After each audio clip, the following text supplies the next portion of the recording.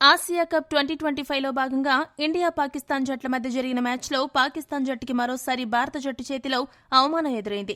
ఈ మ్యాచ్కి ముందు భారత జట్టుకి దీటైన సమాధానమిస్తామంటూ ప్రగల్భాలు పలికిన పాక్ జట్టు మరోసారి భారత జట్టు దెబ్బకి తోక ముడిచింది.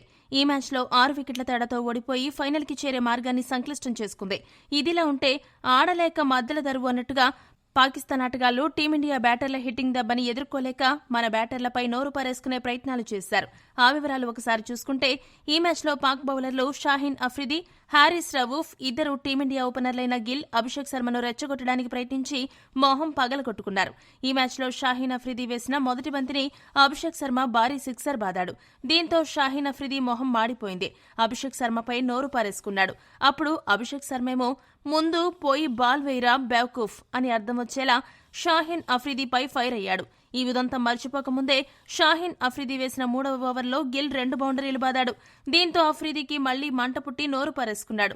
ఆ సమయంలో గిల్ బదులిస్తూ అచ్చం అభిషేక్ లాగే ముందు వెళ్లి బౌలింగ్ చేయిపోరా అన్నాడు.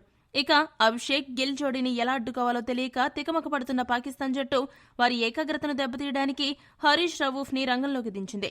హరీష్ రవూఫ్ 5వ ఓవర్ వేస్తున్న సమయంలో అవసరం లేకపోయినా గిల్ను రెచ్చగొట్టడానికి ప్రయత్నించాడు. అప్పుడు సీన్లోకి ఎంట్రీ ఇచ్చిన అభిషేక్ శర్మ రవూఫ్ కి లెఫ్ట్ అండ్ రైట్ ఇచ్చి పడేశాడు. గిల్ కూడా కాస్త ఫైర్ చూపిస్తూ ఉండగా అంపైర్ మధ్యలోకి వచ్చి గొడవను సద్దుమణిగేలా చేశాడు.